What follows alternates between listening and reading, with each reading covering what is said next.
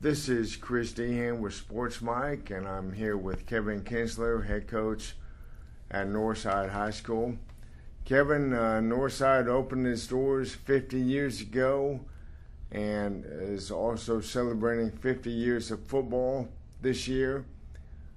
As a coach and player, I guess about 20 of those you've been here, maybe more, maybe a little bit less. What's it mean to be a Northside Eagle? Well, I've been here 24 years as a coach, and of course I was here 3 years as a player, so I've been here for 27 of those 50 years. So obviously that means that this place is really special to me.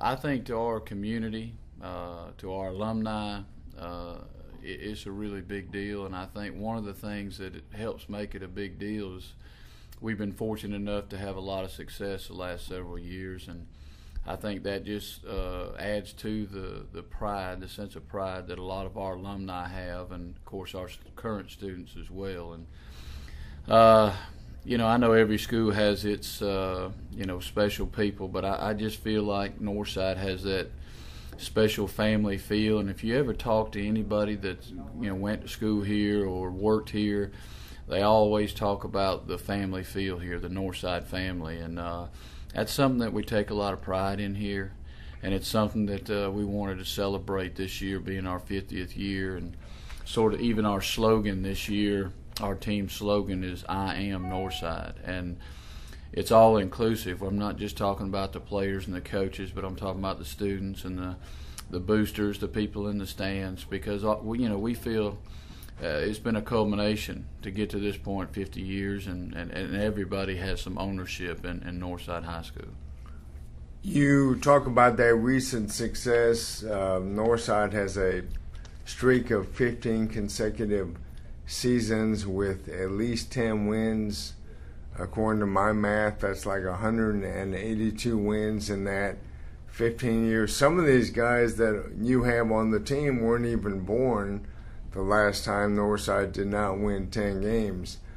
How does that success build on itself? Well, unfortunately for me, I coach some of these kids' fathers, and that makes me feel old, but it's something that when these kids come along and they start off, even in elementary school, in the spring we take kids over to the elementary schools and do a reading program, and they love to see those Northside players come, as kids that are eventually becoming a Northside. And just like the present players we have now, they grow up wanting to be Northside Eagles, and that really sets it like generation from generation. And the 15 wins comes from those kids each year seeing that team, from the time that they were little. You got to think the kids that are playing for us now, they don't know anything else but except Northside winning 10 games, and that's they just come and they work and they expect, well, that's the way it's supposed to be. So each year when we graduate kids, the next group comes along and they understand, that this is the expectation, this is the work you have to do to get there. And a lot of people, I tell people all the time that, building a program from scratch, or building a program that maybe is not successful, 2-8, 3-7, is a difficult task. One of the things I don't think people really realize is when you get to the point that we've been blessed to get to, it's very difficult to maintain that. And it's a tremendous effort by our assistant coaches and the kids themselves who come in every year and understand that that's the expectation, and nothing less than that is going to be acceptable. And it's great to be able to coach kids that have that mindset. In that 15 season streak, you're averaging 13 games a season, which is a college football schedule.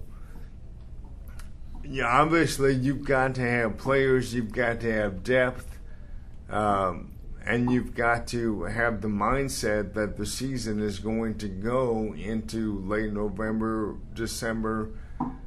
How does that all factor into the planning of what you've got going on here? Well, part of what it comes down to is just the conditioning of the players, and we start just like everybody. We start in January, and we try to get them, into some type of playing shape and maintain that all year round. Because 15 games, you're really talking about 20 weeks of practice and games, and I personally think that's too long a season for kids this age, because it does take a huge toll on them physically, emotionally. It just drains you, and not just the players but the coaches as well.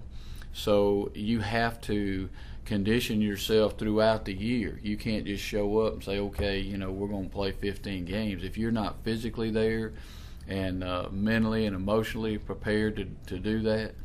And we tell our kids all the time, each week we're getting better. Like right now, we're not getting better for week 1. We're getting better for week 8, 9, 10, and 11. And so you gotta preach that mindset all year round, because there is a trick to preparing yourself for such a long season that physically and emotionally it takes a lot out of you. And fortunately for us, our kids don't know any other way.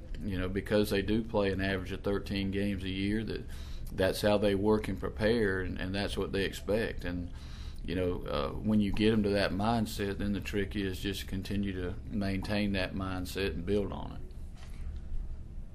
This season, you're coming off a year. You graduated 30-some players, seniors, but because of that experience that the kids develop as they come through the program, you've got kids that have some game experience. But let's talk a little bit about the rising seniors.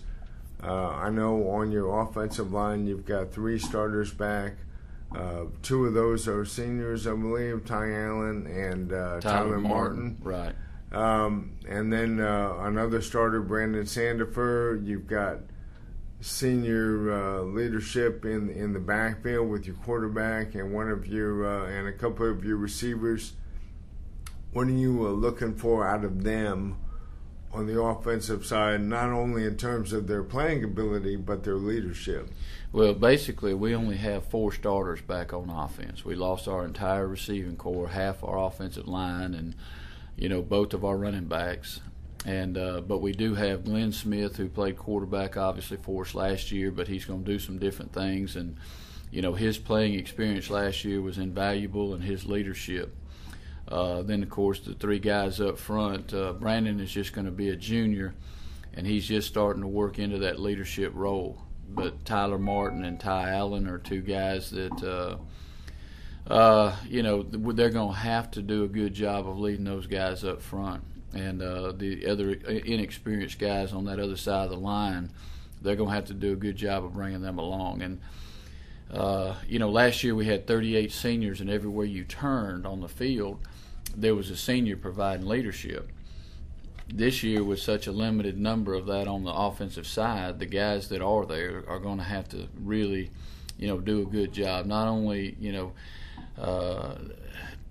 talking about it, but basically we talk all the time about, don't be a sayer of the word, be a doer. So we want them to go out and, lead by example, practice and the discipline part of it, doing the right things and showing those other guys how things are done. And it's a task for them because there's only 4 of those returning starters and just a limited number of seniors on that side. But, you throw Marcus Iver into the mix, and he's an exceptional young man who has a lot of good leadership qualities, and we'll be relying heavily on him to take charge of the offense, and not just the offense, but take charge of the guys that are standing in front of him in the huddle, and they need to know that he's in charge and he's got complete control. And Marcus, definitely has that type of personality about him. So we're looking for big things from a few people until those other guys can come along and get the experience they need.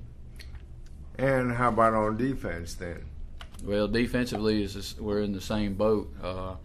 We have 1 returning starter on our defensive line, and not only did we lose the other 4 starters, we lost 3 quality backups. So when we rotate so many defensive linemen through, we had, with so many seniors last year, we were rotating through about 6 guys that were seniors, and now we have one senior, A.J. Banks, on the defensive line, who was our Ironman champion this year, and he's an exceptional player, and he's really going to have to be the anchor up front. We got some guys that can play, but they really there's so much that they have to learn. And in the linebacker core, we have Thomas Brown and Robert Jones back from last year. Of course, we lost Trey Payne, who was our leading tackler, and Thomas really is a quiet leader who leads by example. And then we just have one starter back in the secondary, which is Darius Holmes. So basically we have 4 starters on defense as well from last year. So there's a lot of inexperienced bodies out there, and those guys are going to have to really do the same thing that the ones on offense are. They're going to have to, even they're few in numbers, they're going to have to really be visible in the things that they do on the field and bring those other guys along. And it's a tough task, but all those young people are quality kids, and I think so far they're doing a good job. But honestly, we still have a long way to go and a lot of improving to do before we get where Northside needs to be.